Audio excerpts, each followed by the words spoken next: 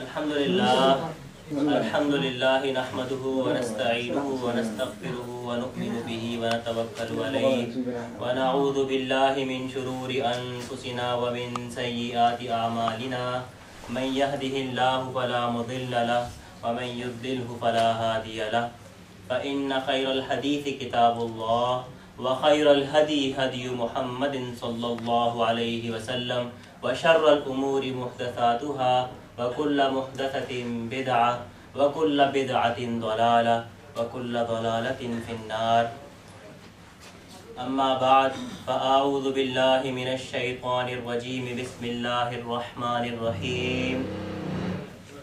سبحان الذي أسرى بعبده ليلا من المسجد الحرام إلى المسجد الأقصى الذي باركنا حوله لنريه من آياتنا إنه هو السميع البصير.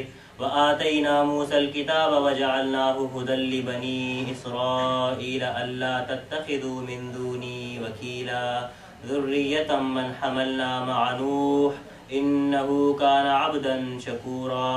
وقضينا إلى بني إسرائيل في الكتاب لتفسدن في الأرض مرتين ولتعلن علوا كبيرا. فإذا جاء وعد أولاهما بعثنا عليكم عبادا لنا أولي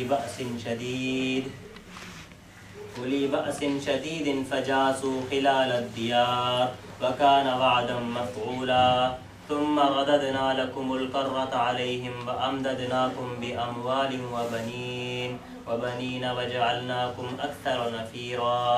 إن أحسنتم أحسنتم لأنفسكم وإن أسأتم فلها. فإذا جاء وعد الآخرة ليسوءوا وجوهكم وليدخلوا المسجد كما دخلوه أول مرة وليتبروا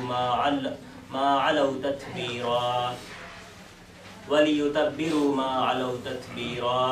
عسى ربكم أن يرحمكم وإن عدتم عدنا وجعلنا جهنم للكافرين حصيرا. إن هذا القرآن يهدي للتي هي أقوم ويبشر المؤمنين الذين يعملون الصالحات أن لهم أجرا كبيرا وأن الذين لا يؤمنون بالآخرة أعتدنا لهم عذابا أليما. صدق اللہ العظیم. یہ میں نے آپ کے سامنے سورہ بنی اسرائیل کا پہلا رکوع رکھا ہے.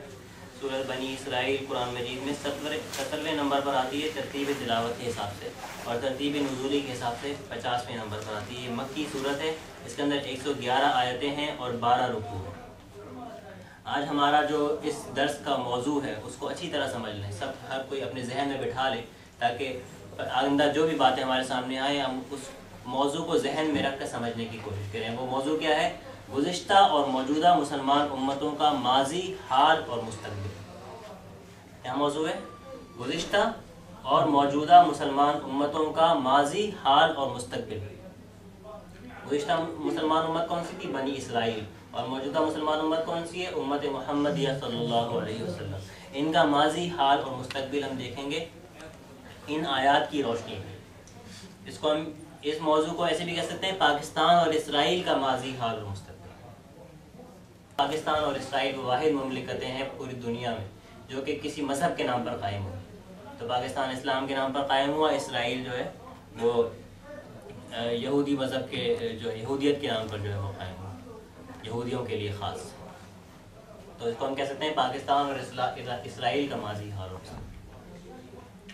ان آیات کے اندر اللہ تعالیٰ نے بنی اسرائیل کی امت کے 2 ادوار، 2 زوال اور 2 عروج ذکر کیے کہ ان کو ایک عروج ملا، پھر ان پر ایک زوال آیا، پھر ان کو ایک عروج ملا، پھر ان پر ایک زوال آیا. اور اسی آئینے میں ہم دیکھیں گے اپنی امت کو، امت محمد صلی اللہ علیہ وسلم کو، کہ بالکل کاربن کاپی ہے ہماری امت کی تاریخ بنی اسرائیل کی طرح. جو کہ ایک حدیث میں بیان ہوتا ہے کہ لَيَأْتِيَنَّ عَلَىٰ أُمَّتِي حَذْوَ النَّعْلِ بِالنَّعْلِ، کہ میری امت پر بھی وہ تمام حالات لازماً جو ہے وہ وارد ہو کر رہیں گے جو کہ پچھلی امت پر وارد ہوئے. جیسے جیسے ایک جوڑے کی 2 جوتیاں، جوتیوں کا اگر آپ دیکھیں تو بظاہر مختلف نظر آتی ہیں، بظاہر یہ دونوں امتیں مختلف نظر آتی ہیں، لیکن اگر ان دونوں کو ایک دوسرے کو بدل دیں تو بالکل جو ہے ایک جیسی ہو جاتی ہے. تو اسی طرح حضور صلی اللہ علیہ وسلم کی حدیث ہے، اور اب ان حالات کو ہم دیکھتے ہیں تو ان کو پتہ چلتا ہے کس طریقے سے یہ حدیث بالکل سچ ثابت ہوگی کہ ان کے حالات جو ان پر وارد ہوئے اور جو ہم پر وارد ہوئے وہ تمام جو ہے بالکل جو ہے. اور اس حدیث میں پھر آگے آتا ہے، اس کے عربی متن مجھے یاد نہیں ہے، لیکن اس کا مفہوم اس طرح ہے کہ اگر پچھلی امت میں سے کوئی شخص گو کے بل میں گھسا تو میری امت میں بھی کوئی ایسا شخص پیدا ہوگا جو گو کے بل میں گھسے.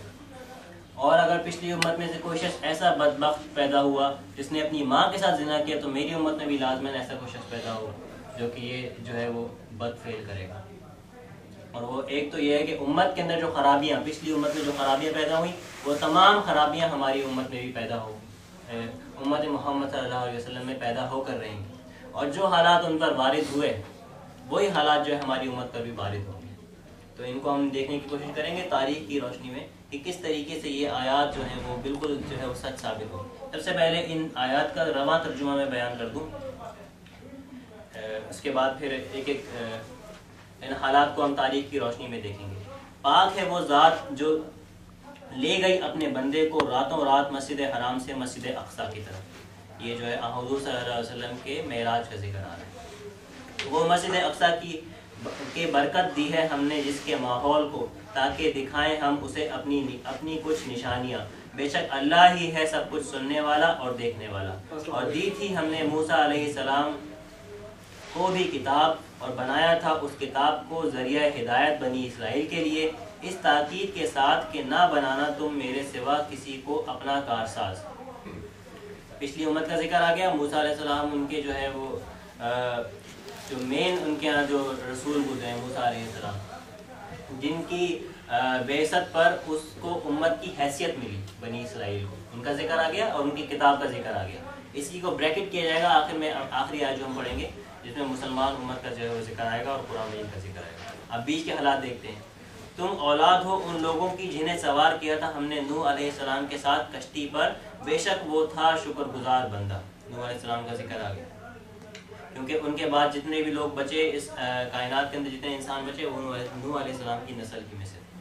اس کے بعد آگے دیکھتے ہیں. اور متنبع کر دیا تھا ہم نے بنی اسرائیل کو کتاب میں کہ تم ضرور فساد مچاؤ گے زمین میں 2 مرتبہ، اور ضرور سرکشی کرو گے بڑی سرکشی.